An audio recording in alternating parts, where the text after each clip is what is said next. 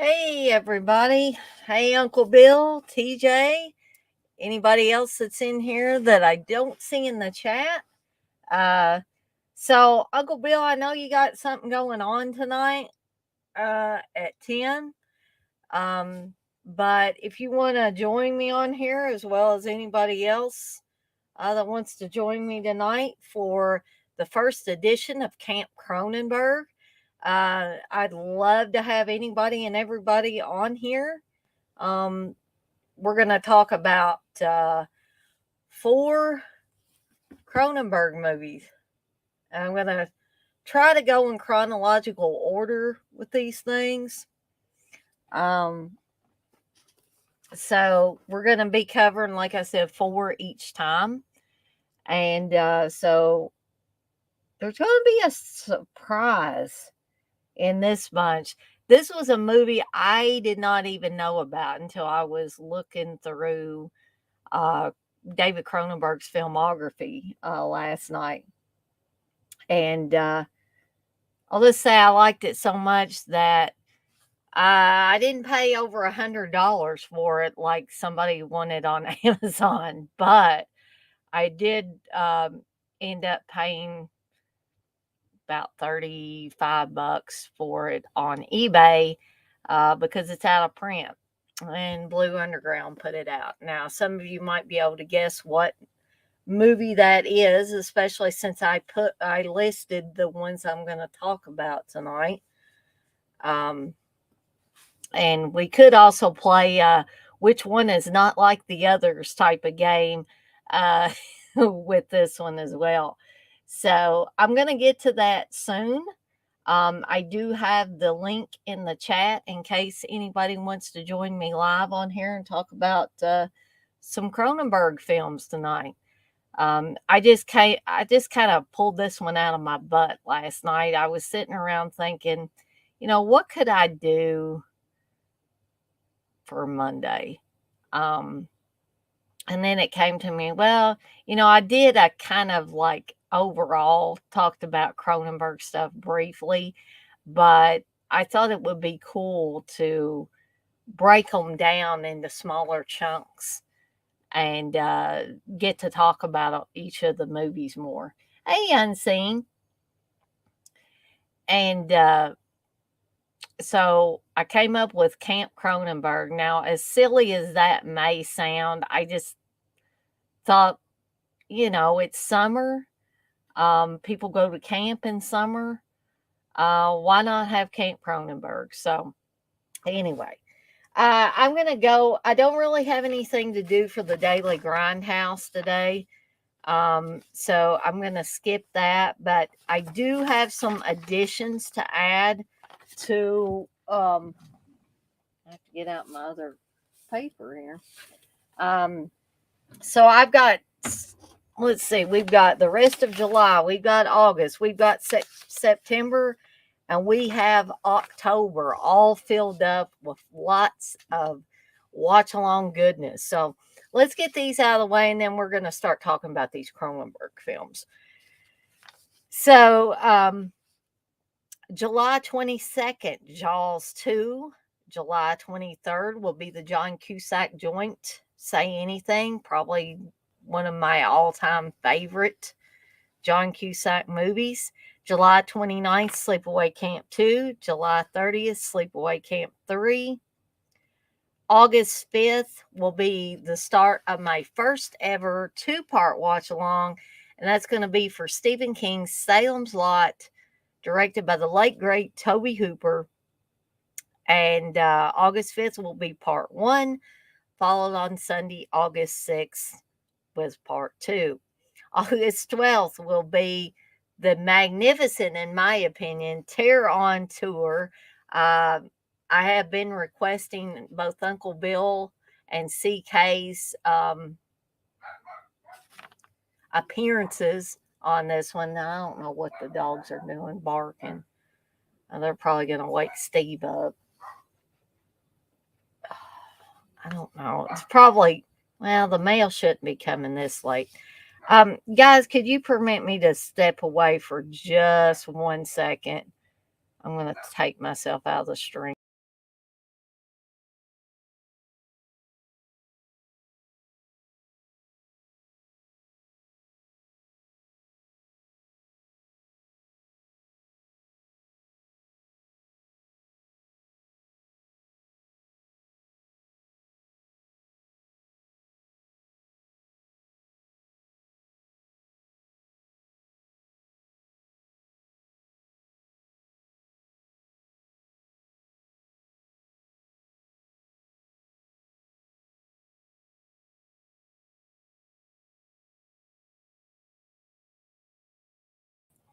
Okay, hopefully I can stay back here for the duration of this now. Uncle Bill, you saying boo? And then you hope so? What, you hope the dogs wake up Steve? No, because I'll probably catch hell for it. Uh, and TJ says UB wants that tour canceled. Anyway, August 19th will be the original Pet Cemetery. August 20th, Fast Times at Ridgemont High. August 26th, Carrie. That is the original Carrie, directed by Brian De Palma. August 27th will be Mystic Pizza, which I sincerely hope I can get my hands on a frozen Mystic Pizza. You say I was just booing Tara on tour? All right. Well, you can boo it all you want, Uncle Bill. So, moving into September, September 2nd will be Phantasm. September 3rd, Stand By Me. September 9th, Body Bags. September 10th, Private School. September 16th, Children of the Corn. September 17th, The Breakfast Club. I've got a lot of Stephen King stuff in here too, by the way. September 23rd, Cujo. I can't even talk. September 24th, Ferris Bueller's Day Off. September 30th, the original I Spit on Your Grave. So you guys be prepared for that one. August 1st, Dead and Buried. August 7th, Hell Night. August 8th, Fatal Attraction. August 14th, House by the Cemetery. October 15th, Flashback. October 21st, Brian De Palma's Dress to Kill. October 22nd, Howard the Duck. October 28th, Halloween. And October 29th will be Halloween H2O. So, Blissful has the arrow pointing, takes tomatoes out of chat. Okay. So, I want to ask one more time before I get started with these movies. Does anybody want to join me live on the stream? Like I said, Uncle Bill, I know you've got an Uncle Bill's tour of Italy going on at 10 tonight. But I was sincerely hoping maybe you had all the movies watched and could join me on here for a little bit. I always say I don't plan on going on too awfully long, and then sometimes I do. But if anybody comes on here with me and can't stay for the duration, that's perfectly fine. But I'll give it another minute or so, and then I'll go ahead and get started. But if somebody decides to join somewhere in the middle, that is perfectly fine. Uncle Bill says baklava. But we got a pretty good crowd to start. You're cooking. What are you cooking? I gotta know what Uncle Bill's cooking. Hey, Gory Tiger. Are you making some baklava? Are you making some pasta? Or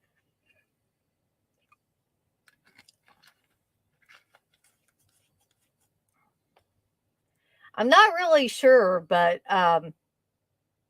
fresh baklava. Okay, well, if you get done with it, Uncle Bill, before, I get done with these movies and want to come on and say a few words about any of them, that's perfectly fine.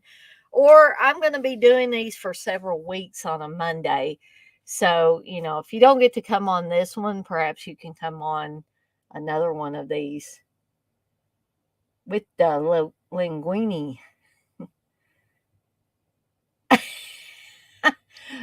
Blissful says, throws a tomato at TJ for ruining the smoking jacket during LOL.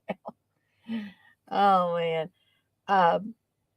So, again, the invitation is open not only to Uncle Bill, but to anybody else in here that might want to come on at any time.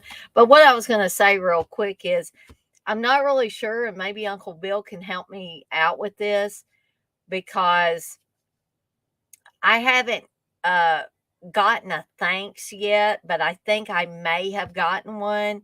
It appears that somebody gave me a $14.99 thanks for, I think they had a rough day and they tuned into the sleepaway camp watch along.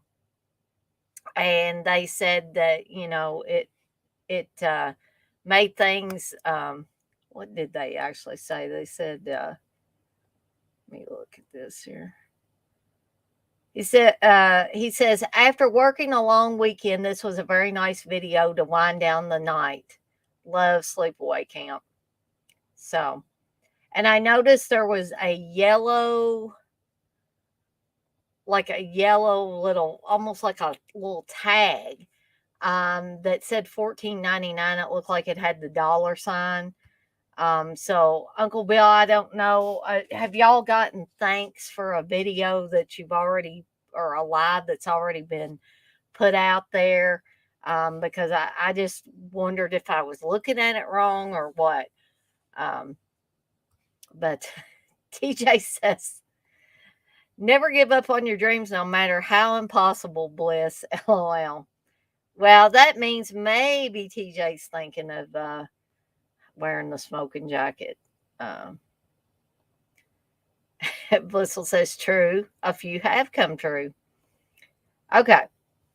So we're going to go ahead and get started with Shivers, which I actually rewatched last night. Uncle Bill, you say let's see. I've seen that one time where someone commented after a show with a donation, so consider that rare and killer. Okay, I most certainly will. But anyway, I rewatched Shivers last night, and it's not like I really needed a refresher per se, but I love me some David Cronenberg, so I used it as an excuse to rewatch this. This is the Arrow release that I have here in my hand, and you will notice that the disc is not in there because it's still in the player from last night.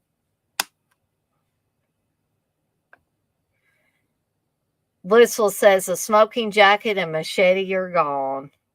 Oh. So I don't know how many of you have seen Shivers, or AKA They Came From Within, but I'll give a little bit of a brief, quick and dirty plot synopsis for this. Hey, Alpha Romero, you say, hey, Dana, love Shivers, one of my favorite Cronenberg flicks. I believe it's one of my favorites too, but it's hard for me. I like so much of David Cronenberg's work that it's hard for me to pick like an all-time favorite. But like I said, I'm going to give you like a quick and dirty plot synopsis for Shivers in case there's anybody in here tonight or anybody that might watch this later that is not familiar with this. So this was initially reviled in its native land. Some critics took exception to the fact that the film was largely funded by the Canadian taxpayer. Shivers is an intensely claustrophobic, subversive masterpiece and an essential entry in the oeuvre of one of horror genre's most gifted auteurs. And I would have to completely, absolutely, completely, totally agree with that. I love David Cronenberg. Some 40 years after its release, it still retains its power to shock. So Starliner Island is an idyllic community. It's cut off from the rest of the world. The luxury apartment block affords its occupants the chance to escape from the hustle and bustle of the big city. But this isolation is to prove fatal when a new breed of parasite, a combination of aphrodisiac and venereal disease. And this line is actually used in the movie to describe this parasite, which arouses sexual aggression in its host, is let loose in the building, resulting in an orgy of terror and mayhem. Known under a host of alternate titles, such as The Parasite Murders and They Came From Within, Shivers is the startling debut full length feature from director David Cronenberg, which anticipates the body horror concerns of his later films, such as The Fly and Videodrome. Yes, I was going to bring that up, TJ. I keep forgetting that Barbara Steele is in this till I rewatch it, and I'm like, oh, yeah, she is in this. Now, let me preface this by saying I still don't think Barbara Steele's a good actress. And, maybe she was told to act this way in this movie. But for those of you that have seen this and seen Barbara Steele in it, her even before, she's affected by the parasite, her she just acts off. Her talking is stilted. It's like there's numerous pauses and stuff she's saying. And I get the feeling that she's supposed to be kind of some spaced out, kind of like ex hippie chick, is kind of what I'm getting. And perhaps she's supposed to be smoking pot and all that. But I don't even think that can hide the fact that Barbara Steele's just not a good actress. And don't throw anything at me, anybody in the chat here. If you love Barbara Steele, if you even like Barbara Steele, that's fine. But out of all the Barbara Steele movies that I have seen, mostly through Steve's eyes, mainly, this, if you were holding a gun to my head and said, you have to pick a favorite Barbara Steele movie or I'm going to blow your brains out, I'd have to go with Shivers. But Barbara Steele is not my favorite part of that movie in any way, shape, or form. Now, the bathtub scene, where the little parasite invades her body, so to speak, is pretty cool. But other than that, I just don't much care for her performance in this. But perhaps David Cronenberg saw something in her. He wanted to use her, and that's totally his prerogative. I knew Dirk was going to show up and give me down the road about Barbara Steele. Dirk says, hey, Dana, Barbara Steele is on a whole other level with her acting skills, especially her facial expressions.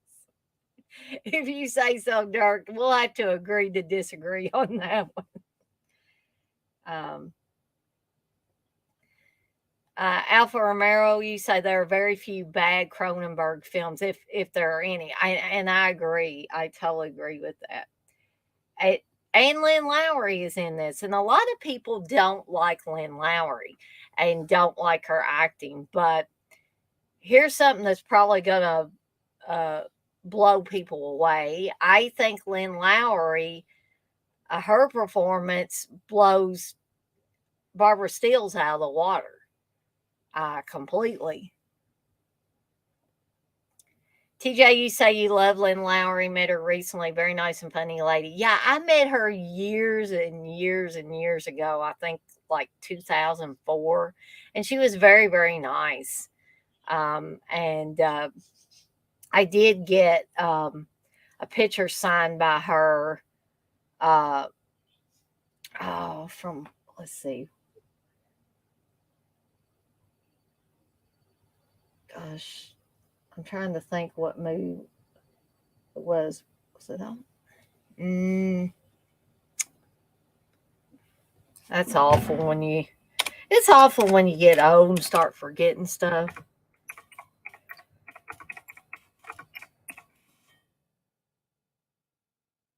Yeah, I'll drink your blood. That was like the picture I got signed. It was from that. Alpha Romero, you say he saw a recognizable name that could help promote his film.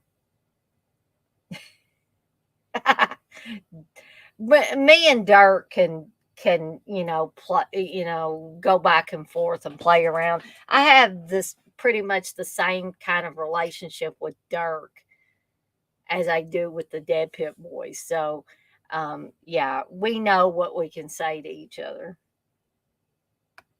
Alfa Romero, you say definitely one of Lynn's best performances.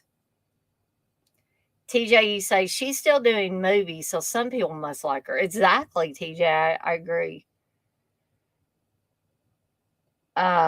Dirk, you say, I love Cronenberg. Can't say he has a bad film, but I will say Naked Lunch is his weakest, in my opinion. Now, see, Naked Lunch is one that I need to see. I'm going to cover it on one of the later streams because I'm trying to pretty much cover these in order. So I will certainly be getting to that one because I'm going to cover 4 a night till I get these finished. That's right, TJ. You say half our TV streams are trying to remember stuff, Daner. Ha ha. Yep.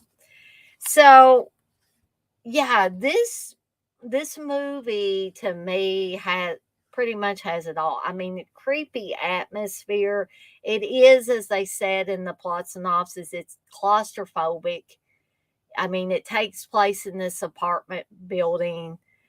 Um, where there's just all different kinds of people. There's older people, there's younger people, there's middle aged people, children, um, and I don't recall seeing any animals in this. So maybe perhaps the apartment building wouldn't, whoever owned the apartment building wouldn't let you have animals because I don't really recall seeing any animals in this. Of course, that way you didn't have to worry about animals being in danger, right? Um, so the movie starts out, I mean, it starts out with a bang, pretty much. Uh, you see this guy, and I think the first time I saw this movie, I thought the guy was her father. Turns out he was a professor who had taught at a girls' school and had been messing around with this girl there. As it turns out, had a lot of the males in this apartment building. So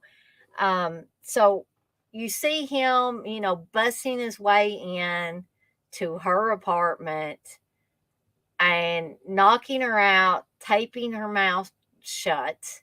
And I mean, when you're watching this for the first time, you're like, what in the hell? Is he going to rape her? What is he going to do? I mean, he rips her shirt open, and she's eventually down to just her panties. And she's, of course, passed out. Um, he takes like a scalpel, cuts her open, and then pours acid in there. And then you're like, oh my God, what in the hell is going on here? Because we don't see anything really wrong with her, like physically or anything. Uh, so we are the only thing we can think is this guy's batshit crazy. What in the hell is wrong with him? Um, so then he slits his throat after that. Then we go into one of the other apartments, and there's a guy there that's getting Mr. Tudor, Nick Tudor, I think's his name. And we see him, I guess it's a water pick, and he's flossing his teeth. And all of a sudden, he kind of doubles over and acts like he's gonna, vomit. He's just spasming and all of that. And then, he gets dressed for work. He's got a suitcase and stuff. He goes to the breakfast table, and you can tell he and his wife are having some problems because she's like, "Well, can I call you at the office?" And he's like, "What do you want to call me at the office?" And the situation is he's very cold towards her. And I mean, she's an attractive woman, and she seems very hurt that he's kind of just shoving her off. Doesn't really want her to call him at the office, and he wants to get the hell out of there pretty quickly. And so we watch as, instead of going down to the basement level of this apartment building, he goes up to this room 15, or this apartment 1511, I think. And that's where the girl that has just gotten cut open lived. And we find out that Nick, as well as some other guys in this apartment building, including an older gentleman, have been having sex multiple times, I guess, with Annabelle, um, the girl that got sliced open and the acid poured in her. And so Nick's like, he's looking around the apartment and he's like, "Annabelle, are you in the bedroom?" And then he sees her on the table, cut open, and he just like freaking leaves. He's like, I don't know what he thinks is going to happen to him, but he gets the hell out of there, goes down to the parking garage, gets in his car, and goes to work. And so later, the bodies of Annabelle and the professor are discovered. And also, this apartment building has dental facilities, it has medical facilities, uh, it has, where you can do your shopping. You don't have to leave this apartment complex pretty much for anything. It's got everything in it. So there is a doctor there, and Lynn Lowry plays his nurse. So he knew, I guess the professor was an acquaintance of his, or maybe he said he hadn't really met him in person, but he got asked, he said, because he's telling the cops this, he got asked to come to this apartment and talk to this professor. And when he got there, he found Annabelle dead on the table and the professor there with his throat slashed. And later on, we find out that, and there's this kind of like, it's kind of weird to me. I mean, it's obvious that the doctor and Lynn Lowry's character are in a relationship together, but he's on the phone with somebody talking, and all the while she's changing out of her nurse's uniform in front of him, like almost like she's doing a strip tease thing. It's like, come on, big boy, get off the phone, come over here and get me. And this is even before all the highly sexual stuff starts with the parasites. So it's kind of odd. So she's undressing in front of him, and he's watching her as he's talking on the phone. And, she slowly takes off her nurse's uniform and then puts on her regular clothes. And then she invites him to come later on that night when he's done for the day, and come to her apartment for a late dinner. Okay. So let's see what everybody's putting in the chat here. Durkee say Ridley Scott and Dan O'Bannon said they hadn't seen Shivers or Planet of the Vampires, but I call bullshit. I think I would have to call bullshit too, Dirk. Dirk, you say Alien definitely can thank Shivers for the chest burst scene. Yep. TJ, you say think Night of the Living Dead inspired this film a little. I mean, it's certainly possible, TJ. I'm not going to say it didn't. Darky say, could you imagine a horde of horny neighbors trying to orgy rape? Yeah, and I mean, some people might be grossed out that I say that I like this movie, but it's not like I like to watch it every day, but you know, or maybe even not even once a month, but at times I just get the idea that hey, I'm gonna pull out Shivers and watch it. So Lynn Lowry goes back to her apartment and she's cooking dinner and somebody knocks on the door. And she opens the door and we see that this is a guy that had came with his wife a little earlier because they were going to move into the apartments. And the guy's like acting very weird. And he's not really saying anything to her, but then he starts moving towards her, and she's like, something's not right. She tries to close the door. He busts in, and he's ripping at her clothes and all this stuff. And it's obvious that he wants to rape her, violate her some way.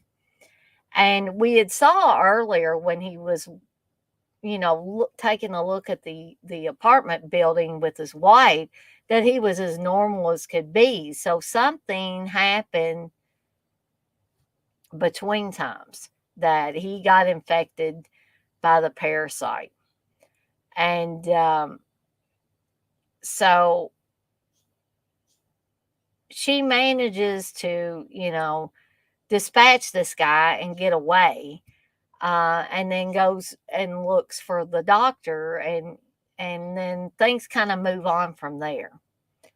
Of course, we have the big bathtub scene with Barbara Steele, where she's basically violated by the parasite. We have more scenes of Nick. He comes home from work because he's not feeling good. His secretary basically, goes to ask him if he's okay because he's got a phone call and he wasn't answering when she tried to use the intercom to tell him he had a phone call. And he's sitting there just kind of like in a daze with blood running out of his mouth. And he's like, just don't bother with me. Just call me a taxi. I'm going home. So his wife has been really worried about him. I mean, she knows something's not right. As watchers of the movie, we have already seen, like, it looks like lumps under the skin on his stomach. And so she has went to see the doctor in the apartment building and told him how worried she is. And he's like, I don't know how a doctor could say this, but maybe they can. But he basically was looking at Nick's medical history and he said he didn't think it was anything to do with cancer. So he agrees to come like 9 o'clock at night. I guess that's the benefit of having a doctor in the apartment building that you're in. That they can, literally make house calls, at any point in time. So he tells the wife not to worry and that he'll come see Nick at 9 o'clock. Of course, that really doesn't happen because things go awry way before then. So anyway, Nick comes home from work and he basically ends up passing out with the refrigerator open. So when his wife comes home or comes back to the apartment, she finds him, on the floor. She helps him up, helps him get into his pajamas and get into bed. And then he starts talking to what turns out to be the parasites in him. And he's telling it to be a good boy, just relax and all that, which is an extra weird and creepy scene as well. And So what happens essentially is this spreads like an STD of some sort, um, going from one person to the other. And there are several shots of people opening their mouths and the parasite being in there. And I hate to say it, but the parasites to me look like a penis. I don't know if anybody else thought that or not that has seen this, but I last night, especially when I was rewatching, I was like, dang, those parasites look a lot like a penis. Which Rabid, the next film I'm going to be talking about, people have said that it looks like a penis coming out from under Marilyn Chambers' arm or in her armpit there. Um, hey, X-Ray. Yes, TJ, this was produced by Ivan Ghostbusters Reitman. And I would answer X-Ray, but I think TJ already answered.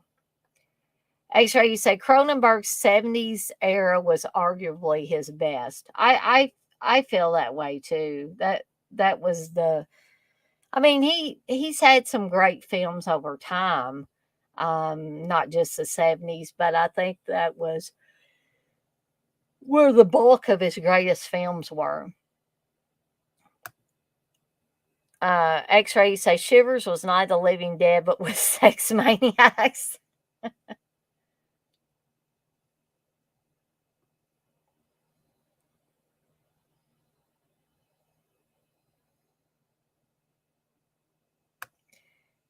X-Ray, you say Rabbit was Dawn of the Dead, but with vampires. That's an interesting take on that. X-Ray, you say The Brood was Cronenberg's version of Gremlins, Ghoulies, Critters, but years before any of that shit became a trend.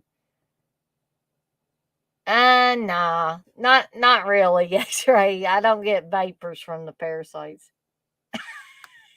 I guess they could look like that too, Alpha Romero. You said they look like a turd.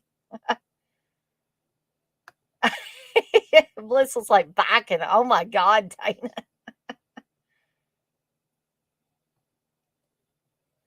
Oh, damn, Dark. I forgot that Barbara Steele was even in Piranha. I don't know. I'm going to have to go back and watch Piranha again to see how I like her performance in that.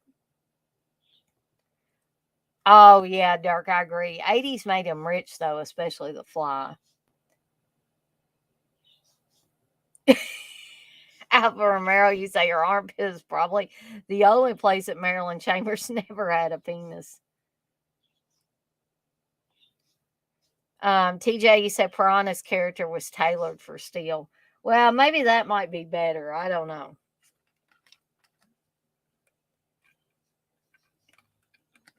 But so I don't know. What else can I say about Shivers? Other than David Cronenberg does make a cameo in this very claustrophobic scene where the doctor and Lynn Lowry are walking through this narrow hallway that's just got basically boards up on either side. I don't know if they were doing renovations or what, but a bunch of these crazed people with the parasite in them bust through, including if you have a sharp eye, you will see David Cronenberg um, busting through there. And so I'm not going to talk real super long about all of these, but I kind of wanted to give you a little snapshot, I guess, of each one of these movies. So if there are any that you haven't seen, or there might be some of you that haven't seen any of these. And I also wanted to mention the final couple of scenes where basically, and you can see here that is the doctor there, and he's being, basically enveloped by all these sexually aggressive, crazed people. And that's essentially what happens. And then the next scene is all of these people leaving the apartment complex in their cars. And they're all dressed up like they're going to a party or something. And we assume, I guess, we're supposed to assume that they're going to go out in the city and start attacking people there. So technically, I guess there could have been a Shivers too, but perhaps David Cronenberg wasn't interested in that.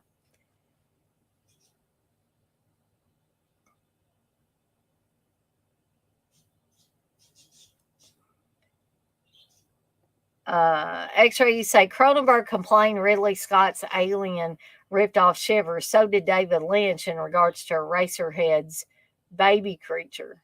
Ah. Dirk, you say the brew is about him and his wife. Was it really, Dirk? I mean, if that's true, I didn't. That's one thing I didn't know. TJ, you say Cronenberg was good in Nightbreed as an actor. Yeah, I agree. Dirk says, hell yeah, Dr. Decker. Oh, yeah, he was probably the best thing about Jason X, Dirk. Actually, you say, I think Steve may have had a Shivers parasite go up his anus back in the day and it never left. Oh my God. I don't, I find that very funny right now. I shouldn't laugh at my husband, but Alpha Romero, you say, is it attacking? They just want to have sex. Well, I mean, I guess they want to have sex, but there's a crazed element to it and a very super aggressive element as well. Ah, okay. So that makes sense. You say, yes, he was going through a divorce. Okay. All right, guys and gals, I hate to do this multiple times, but I'm going to take myself out of the stream real quick and you can look at the lovely background for a while and I will be right back.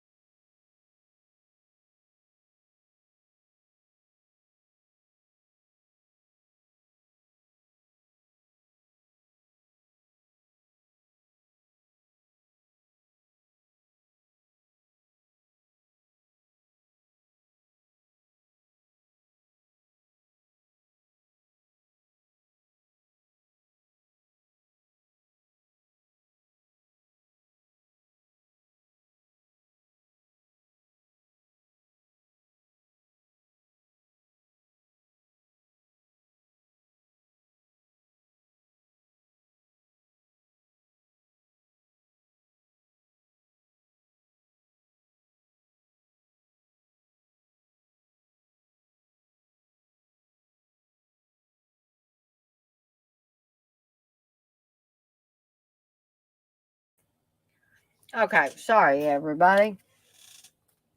My blood sugar was feeling a little bit low, so I got me. Has anybody ate any of these mini fruit pies? Hostess fruit pies? I got the cherry ones yesterday and they were good.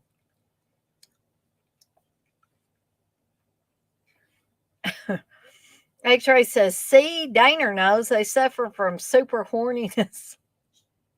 Just like Captain Penningfield. Steve's going to love this talk if he sees this one.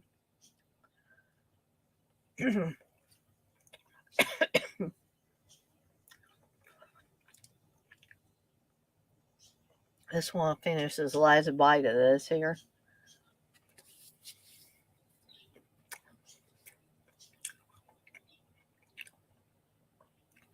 Oh, I did want to tell everybody, especially you guys and gals that were in here for the sleepaway camp watch along last night.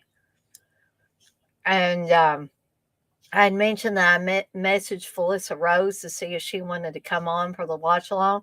She messaged me back today and said, "Oh," she said, "how did it go?" She said, "I'm sorry I missed it." And I thought that was really nice of her.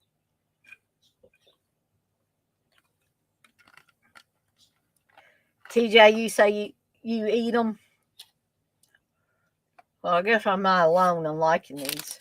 This is the first time I've gotten these mini ones.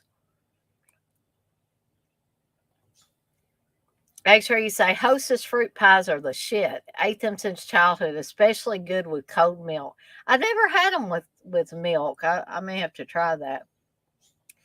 See, now, I mean, I'm not saying the apple ones aren't good, but I always have a fondness for cherry. Cherry's my favorite. Not to say that I don't like apple, but oh, I should send her the link to the watch along, TJ. Yeah, I probably should do that. Well, thank you, Dirk. Dirk says that's killer, Dana.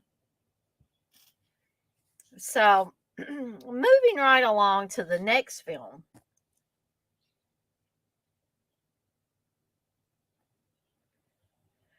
Hey, Blair, you say you should try to do a Felissa Rose interview. Yeah, I did tell her. I sent her a message back and I said, if you have some time free upcoming, I would love to have you on. Just, we can just kind of talk back and forth. And I guess that would kind of be like an interview. So hopefully she'll message me back when a time would be that would work good for her. Blissful, you say, Dana, that's awesome. I agree with TJ. Thank you, Blissful.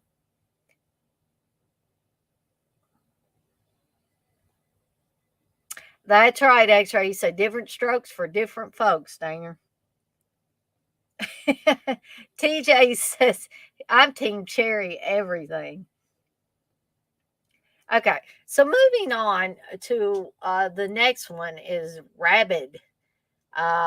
I love this slip cover art. This is the collector's edition. I know it's from Scheme Factory, guys and gals. I also like, I think it's in here on the inside. I also like that too. I mean, I think that was on some poster art too. Um, but so you're kind of seeing a theme with these early Cronenberg films, because they seem to, kind of have a, the Shivers had parasites. This a rabbit doesn't really have parasites, but I'm going to get to that. But I just wanted to give a real quick and dirty plot synopsis for the film, and then we'll get into it a little bit deeper. So, after undergoing radical emergency surgery, Rose, former adult film star Marilyn Chambers, in her first leading role in a mainstream film, develops an insatiable desire for blood. She searches out victims to satisfy her incurable craving, infecting them with an unknown disease, which in turn swiftly drives them insane and makes them equally bloodthirsty. So she's not really insane, but those that she infects, they get insane. And so you got double trouble because you've got these wildly insane people wanting to rip you apart and eat your insides, basically. Follow the lovely but deadly Rose through her terrifying ordeal as victim by victim the spreading circle of casualties grows until no one can escape the grisly fate of becoming rabid. And it literally, to me, is like a form of rabies, what these people get infected with. Um, Other than, not wanting to drink water, it's something that animals with rabies will do. That's why they call it hydrophobia, because it seems like the animals fear water.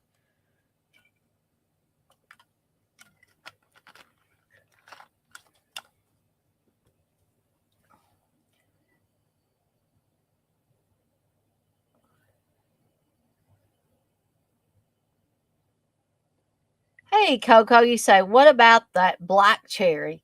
I like black cherry in my drinks. Like, I'll get a zero sugar Coke with black cherry flavoring in it.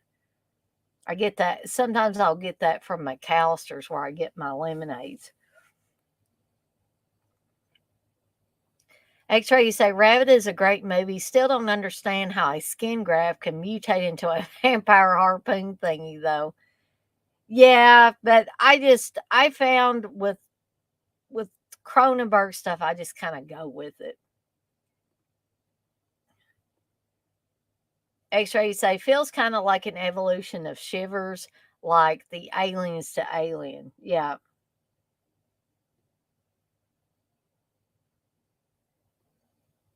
Dirk says it ain't bad either. X-Ray, you say, really feels like Cronenberg was trying to out Romero with this one. That's interesting. TJ says, there's something just off about black cherry. It's too artificial sometimes.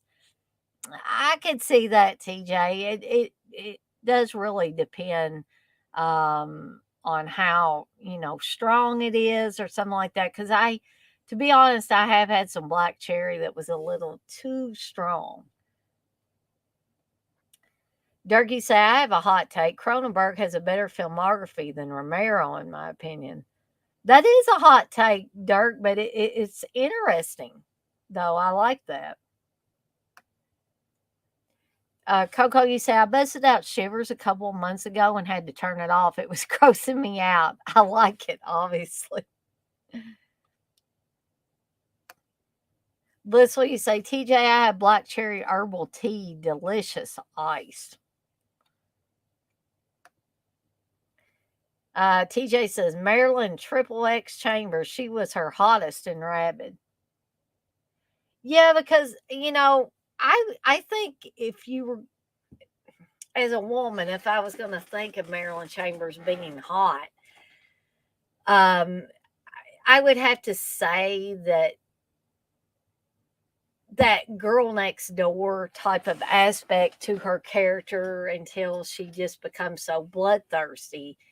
Um, it is something that if I one swung that way or I was a guy, I would definitely find that very attractive. TJ, you say 28 weeks later has a rabid feel to it. Yeah, I could see that.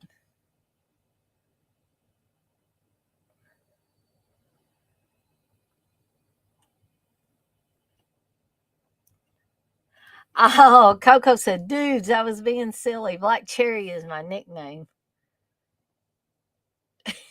We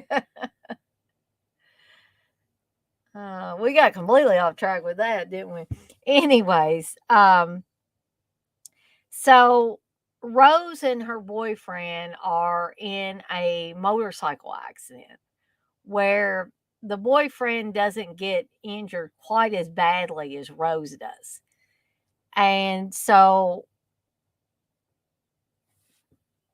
interestingly enough, when they have the accident, it's really close to this clinic where they're doing a lot of experimental skin grafts. People are getting a lot of, I guess, like facial surgeries and stuff like that, kind of like a nip and tuck type of deals, and it's kind of getting obsessive for some of the people. Um, so the doctor that's head of this clinic or head of this hospital decides that they'll get in the ambulance and go head out and see what's happened because they saw an explosion.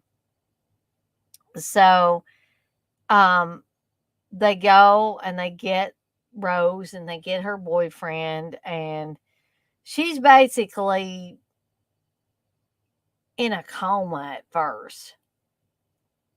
And so they do this surgery where they graft skin on her. And soon after that,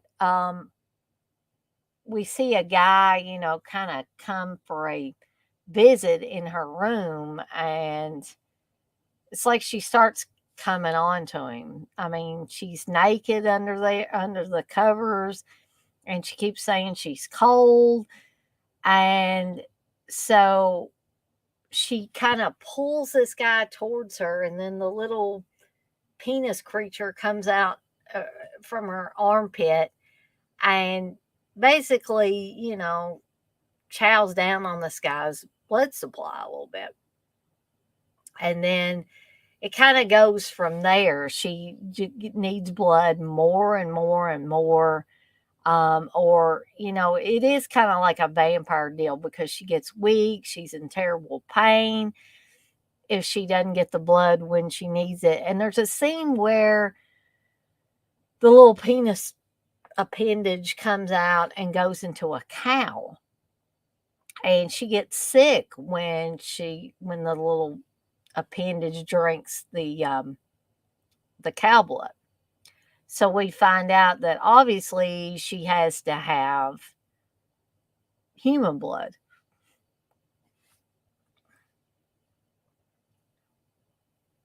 Yeah, exactly, TJ. Sounds like the same opening of Motel Hell, motorcycle accident, injured girl, yada yada.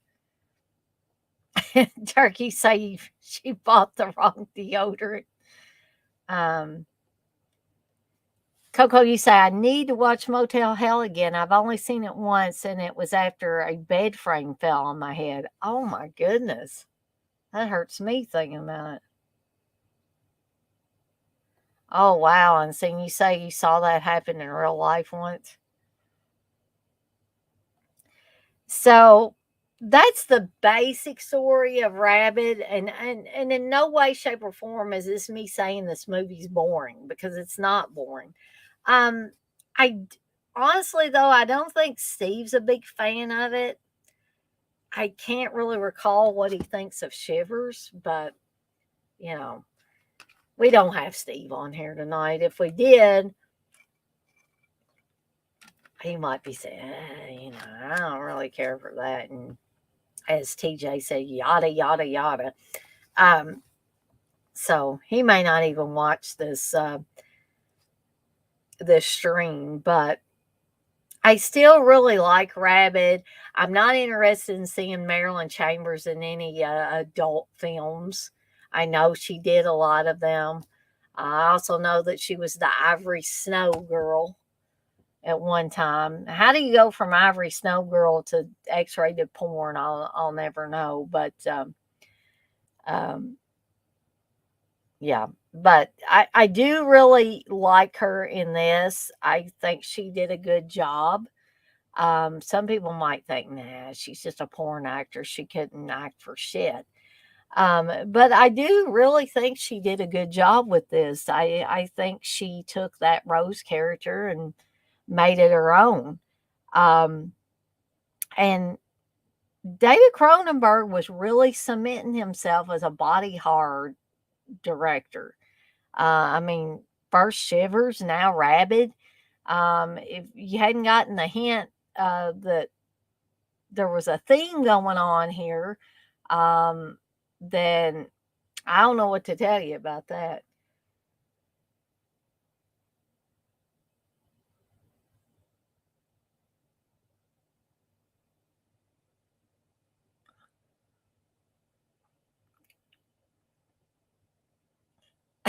Dirk says the penis armpit thing unseen. Unseen says, yep, right out of the armpit. TJ, you say Steve don't like hot blondes. LOL. Um, Steve likes some blondes. Um, but Steve prefers brunettes and redheads. I mean, he's always told me that. And a lot of guys like redheads, which I'm not saying anything bad about redheads. But I do notice that a lot of guys, including my own dad, liked redheads in his youth, but he didn't marry a redhead.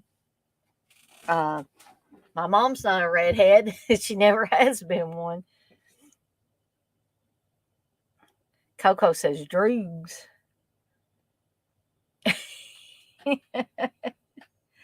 Yeah, exactly. I know how that works. People see dollar signs. And TJ say, money, Dana. LOL. Porn equals money. Yeah. Yeah, everybody agrees.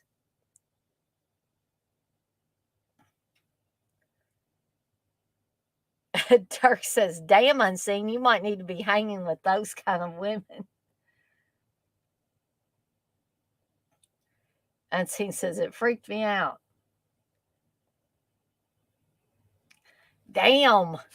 Like, everybody, all you guys like redheads, right?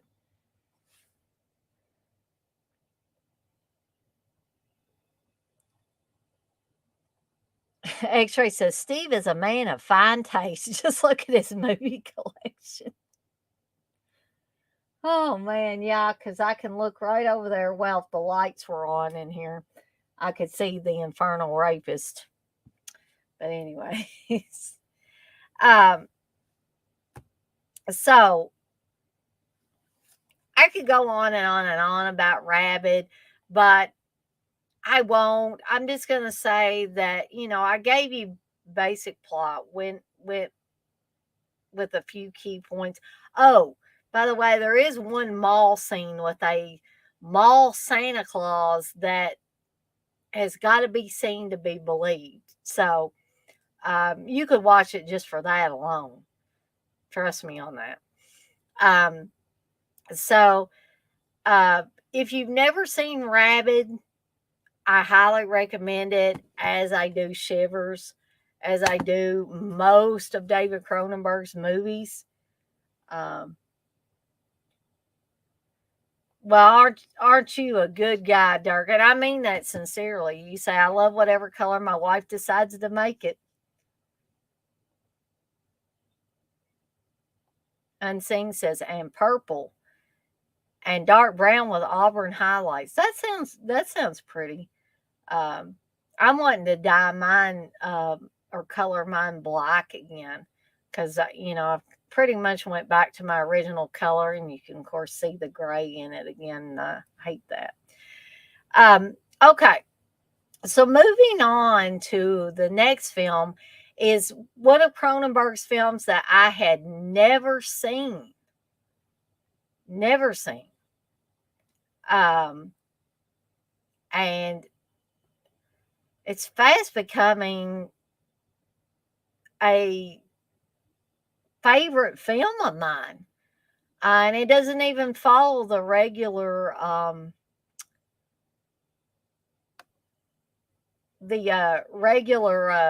Cronenberg template, I guess would be the best way to say that. So the movie I'm talking about is Fast Company from 1979. Ooh, that does sound pretty. Sorry, everybody, I got distracted. Lisa said, "Oh, Dana, black with indigo would look beautiful on you." Perhaps I'll think about doing that. I don't, it's my hair, uh, so I really shouldn't care what Steve thinks. But he'd probably just say, "Oh, Dana, this color it black and have one solid color." But I do like that idea, Blissful. So I don't actually have a copy in my hot little hand of Fast Company right now. So I do have one coming from eBay as we speak, but I will share my screen with you guys and gals and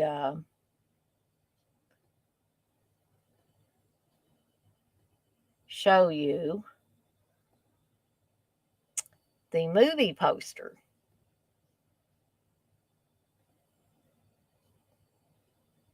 So there is the movie poster for Fast Company. Lonnie drives a funny car. Sammy is his girl. Together they live life in the fast lane. This has William Smith, Claudia Jennings. This was sadly Claudia Jennings' last film role. She died soon after in a tragic car accident. But those of you that have watched a lot of I don't know if you'd really call them exploitation movies or what, but the Great Texas Dynamite Chase and stuff like that. John Saxon's also in this, as well as a lot of familiar Canadian faces from a lot of other, not only Canadian horror movies, but other movies as well. Um, but let me exit that full screen because you guys don't need to see me that big.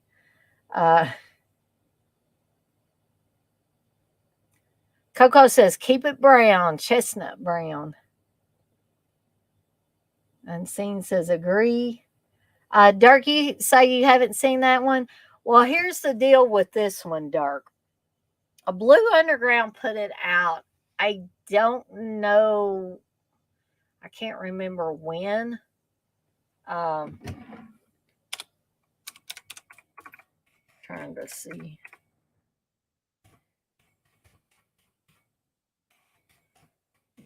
I could find the year that it came out, but it's evidently out of print now.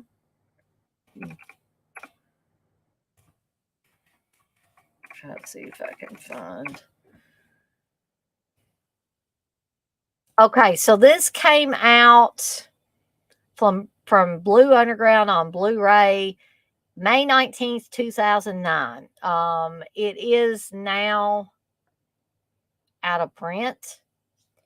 And so if you look it up on Amazon, because I was just going to buy it from Amazon, I had no idea it was out of print. And this movie was hardly seen in the United States at one time. So that probably explains why a lot of us hadn't seen it. And Steve said he got it to review at one time when he was not the Dead Pit Boys, but he was helping somebody else out with movie reviews. And he said he sent it back to him. I don't know if he didn't review it or what, but I bet he's going to be kicking himself now because I saw somebody selling it for over $100 on Amazon. I was like, ooh, that's a little too steep. I love this movie, but that's a little too steep for me.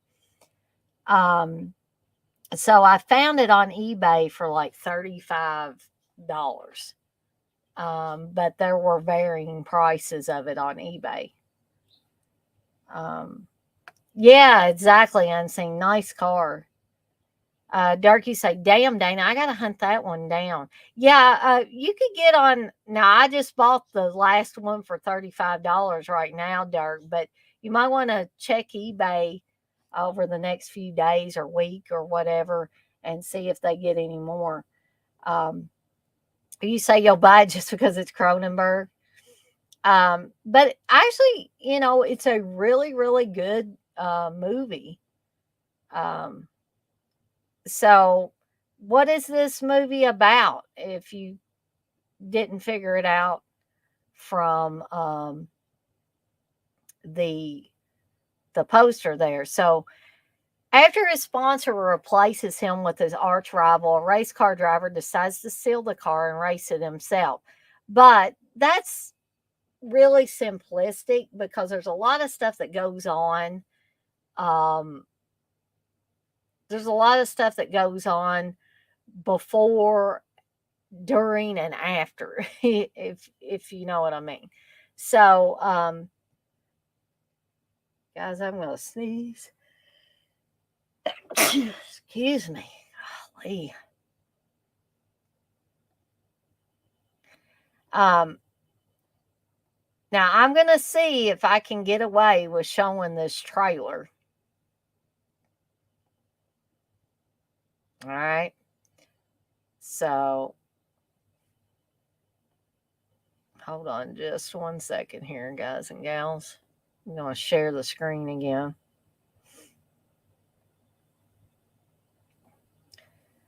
So let's see if we can do this here.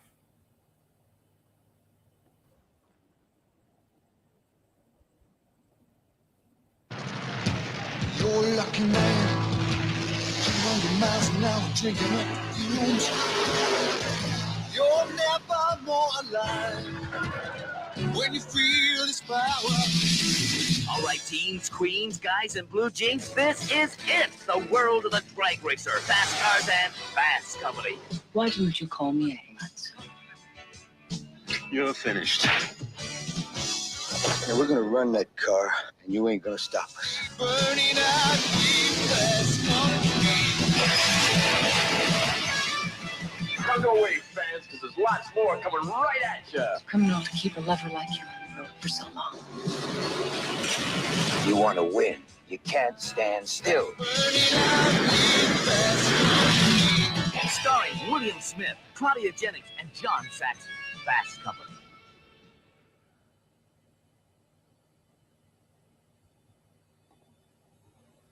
Okay. So let's exit that full screen again.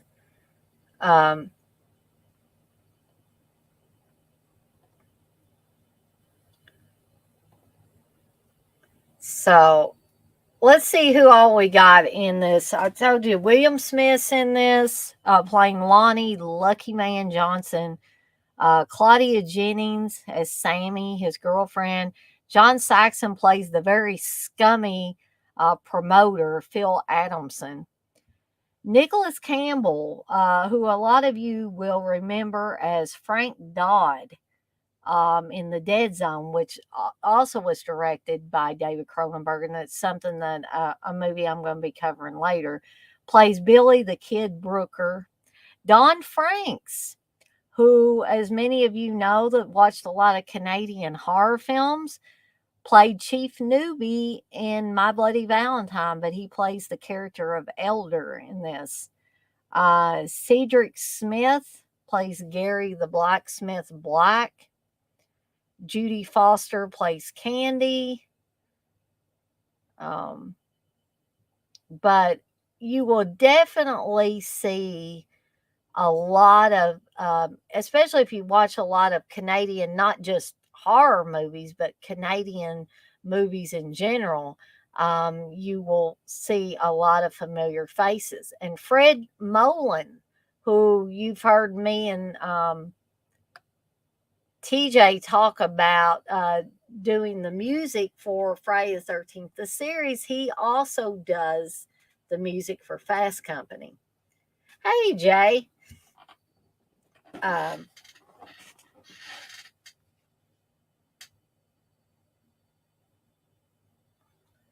So TJ says still on the air at 9:16. So I don't know. They may come back later, and I might have to remove that trailer from the stream. But count yourselves lucky if they do that you got to see it. But of course, you can go on YouTube and see it. Just look up Fast Company.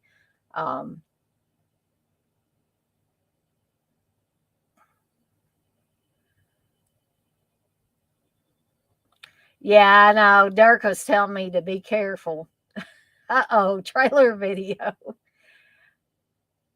I just couldn't help myself. That even the trailer is cool to me for that. Coco, you say fun fact: the whole shit, the shithole that I live in, Walking Tall, was shot here. Thank you guys for saying bless you. Gazoon tight. Blissful also said bless you. Coco, you say they got a big frame poster down at the courthouse. Wow.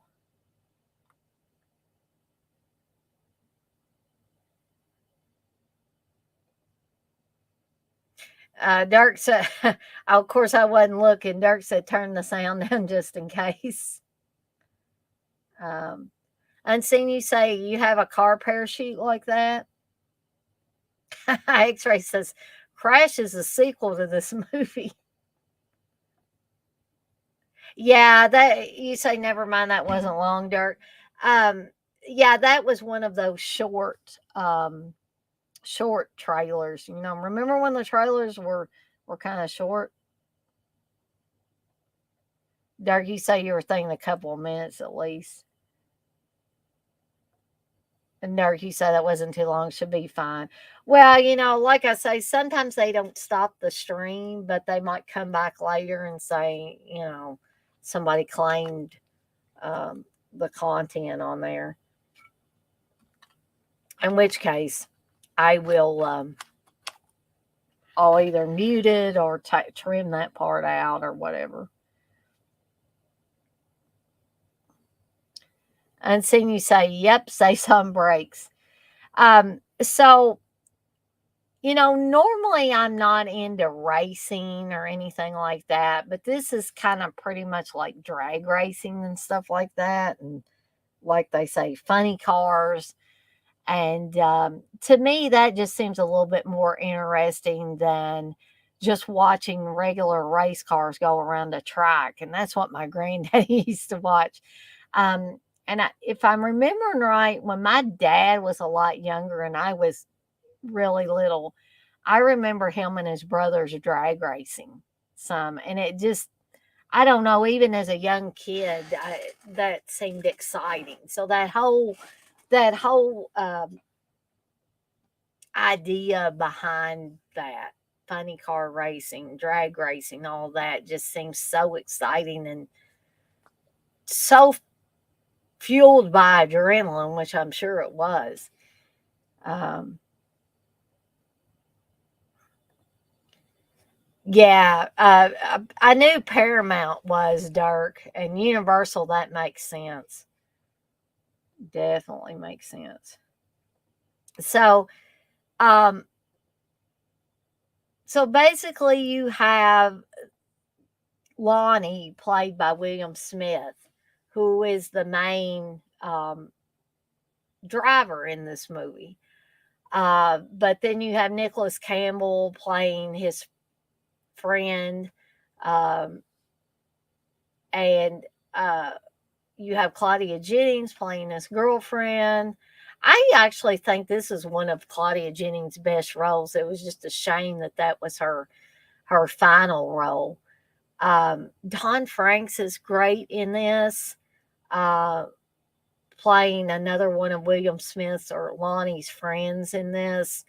Um, and for those of you guys, and maybe there might be some gals, I'm not going to say it's just one or the other, but mostly it's guys that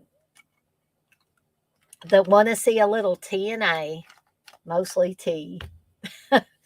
You will get it because there's one scene with Nicholas Campbell and him and one of the other guys that helps Lonnie out see these girls hitchhiking and they got the really short shorts and it's kind of like Terry on Friday the 13th Part 2. You can see their ass hanging out of their shorts and there's a blonde and a brunette and they pick them up and the guy that's driving the vehicle, he thinks he's going to get the blonde. She opens the door, looks in there. I kind of feel sorry for the guy. She just turned around and walks back to where Nicholas Campbell is at. And so the next scene, he's in the trailer part that's being pulled by the truck with these two chicks naked, and he takes this, I guess it's some kind of stuff called Fastco that John Saxon's character tries to market. That's all he's interested in doing. And he's just a scummy promoter. It's probably the most devious John Saxon role I've ever seen. But I mean, he plays it well. But you hate him in the movie. I mean, he's a total dick. So anyway, Nicholas Campbell's character, Billy the Kid, is pouring this on one of the girls, like right in the middle of her boobs. And I was like, Steve, you should have kept that movie. I was like, you're missing out. Now, I don't know if he's seen the movie and, didn't really care for it or something the first time he saw it or what. But like I said, I bet he's kicking himself now, or will, when I tell him how much that movie is going for. Because he could have kept that thing, and he likes Claudia Jennings. I don't know what the deal was there, but anyways, that's kind of beside the point. It's neither here nor there. And so you have all of this stuff going on. It's not just the car races. But there's relationship stuff. There's a little bit of comedy in there. It's mostly, I guess, a drama. It's listed on YouTube as a drama. If anybody wants to watch it, it is free on there with ads. So you do have some commercials in there, but you can watch the movie, and it looks really, really good. So it must have been taken from the Blu-ray. But another thing is I love car movies. I've seen Vanishing Point and, of course, Grindhouse, the Death Proof part of Grindhouse. And just so anything with, cool ass cars in it and stuff. I love Phantasm for a lot of reasons, but damn, I love that CUDA in the movie. So, and I'm a big muscle car girl, so I love all those types of vehicles. So, you've got, like I said, it's not just the racing. So if you're not interested in racing, even if you're not interested in cars, I think the relationships between all the people in this film will more than make up for any slow parts that you don't like. And to be totally honest, this movie does not really have any slow parts in it. I just think it's an amazing movie. And like I said, I had no idea that David Cronenberg directed it until I actually was going through his filmography. I was like, what's his Fast Company? I've never seen this. And so, Coco, you say Two-Lane Blacktop is a cool racing flick. I don't know what the hell made me watch it, but I did and enjoyed. Yeah, I've heard of Two-Lane Blacktop, but unfortunately, that's one that I haven't watched yet. But I'll have to try to find a copy that I can watch. Thank you for the suggestion, Coco. So that's basic story of that, of Fast Company. Great movie, great atmosphere. If you're into racing too and cars and stuff like that, well, that's just going to be a bonus on top of what is already a great film. So I know I didn't talk a lot about it, but like I said, I didn't really want to stay on here a super long time because I know, for one thing, I need to get some rest. Number two, I know that Uncle Bill is going to be doing Uncle Bill's tour of Italy. I believe he and CK are going to be talking about Claudio Fragrasso movies. So I wanted to also be done in plenty of time to allow you guys to hop on over to Uncle Bill's tour of Italy in case you wanted to watch that. And I'm sure there's many of you that are in here with me now that will want to go over there and watch that. So the last one I want to talk about tonight is The Brood with can't talk, Samantha Eggar, Oliver Reed. And if you think this one isn't about body horror, you're sadly mistaken. So it definitely has to do with body horror. This one is 1979 as well. Not a very long movie at 92 minutes. Thank you, Blissful. Blissful says, please hit the thumbs up. Thank you. Coco, you say not just about racing, more like a road trip and racing. See, I like that. So I definitely could see myself watching it. So a little quick and dirty plot synopsis for The Brood. So a disturbed woman is receiving a radical form of psychotherapy at a remote, mysterious institute, and that's Samantha Eggar's character. Meanwhile, her 5-year-old daughter, under the care of her estranged husband, played by Art Hindle, by the way, is being terrorized by a group of demonic beings. How these two storylines connect is a shocking and grotesque secret of this bloody tale of monstrous parenthood from David Cronenberg, starring Oliver Reed and Samantha Eggar. With its combination of psychological and body horror, The Brood laid the groundwork for many of the director's films to come, but it stands on its own as a personal, singularly scary vision. And I'll tell you, the creatures that come after the little girl that look like a very twisted version of her, and there are multiple ones. I've still got these spiders that are showing up around here. So if you see me doing like this, that's why I'm trying to get rid of. I don't know where they keep coming from, but anyway, hatched out somewhere, I suppose.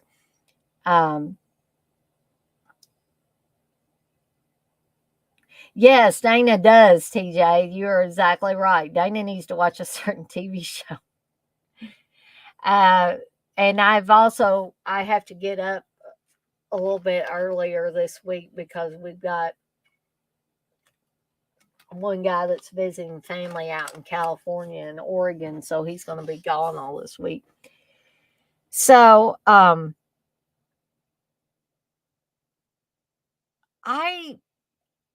this is probably not, and this might shock people, this is probably not my favorite Cronenberg film. However, I do like it. I just tend to not want to watch it as much as some of his others. And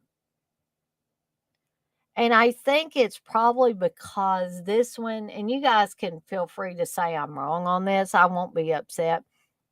But I think that The Brood, for me anyway, seems to move a little more slowly than some of the other films like Shivers and Rabid and stuff like that. So, but the attacks on the little girl by these demonic creatures that look very much like her, which is very creepy. Like they're soulless and all of that, and just seem very, very angry.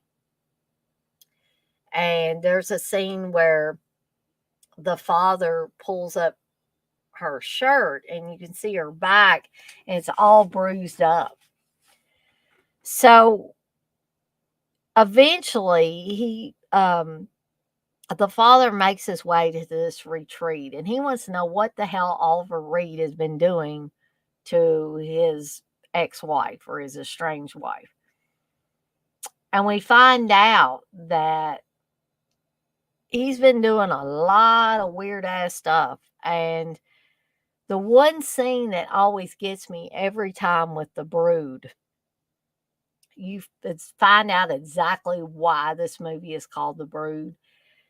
So Samantha Eggar's character lifts up her gown or whatever she's got on, and she has all these like fetuses on her. And we come to find out that this is where these creatures are coming from that are attacking their daughter. And these are essentially manifestations of her anger and resentment towards her husband. And so, very twisted and very dark. And I can definitely see why, being as David Cronenberg was going through a divorce, that he would make a film like this. I mean, we've seen kind of the same thing with Dario Argento and how the situations he put Daria in when they were having a bad time in their relationship before their divorce. Um, so I totally understand that, but this is quite a bit more psychological than some of his other films too. And that might be another reason why it's not one that I want to go back to quite as frequently as some of the others. Um, I don't hate it. It's just not further up there, as far up there as some of these other films I'm going to be talking about in this series.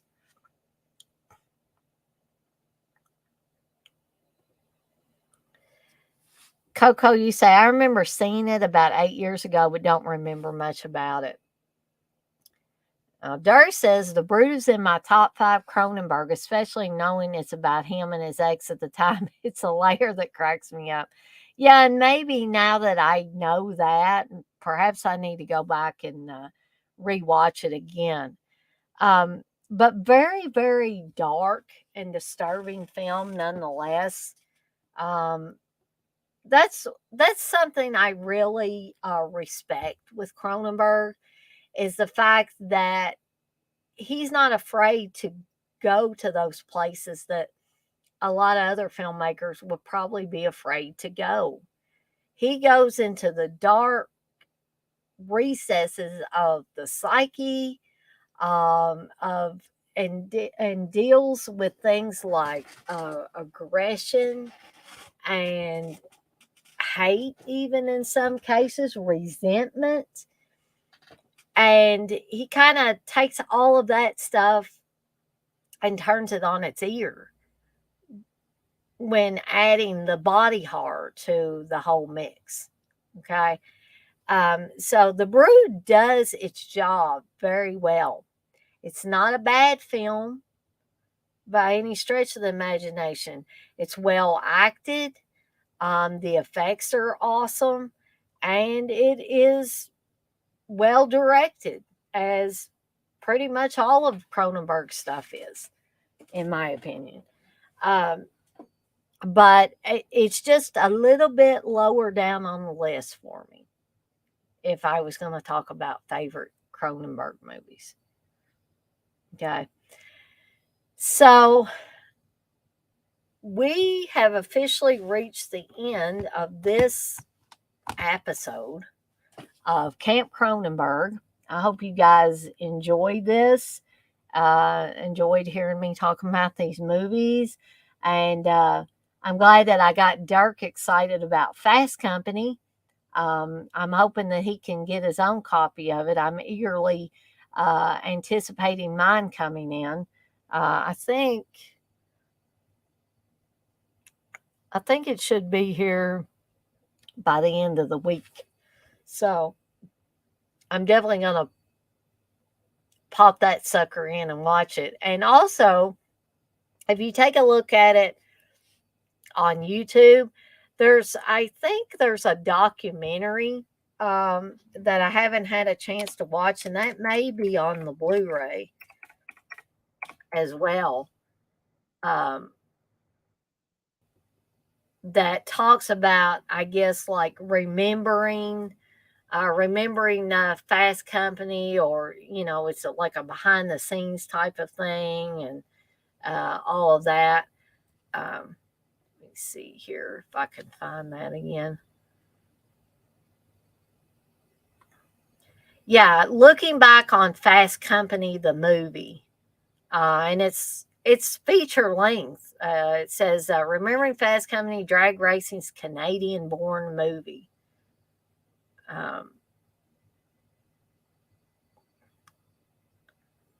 So you can also see more trailers on here.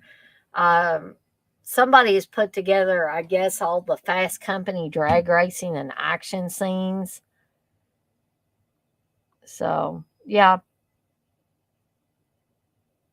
Fast Company opening titles, which it does have great opening titles, I will say. I just got me more in the mood to watch this movie. Durkee say, yeah, he definitely crosses the line and pushes the limits. And I have the utmost respect for somebody that can do that. Thank you, Blissful. Blissful says, Dana, wonderful live and chat. You are awesome.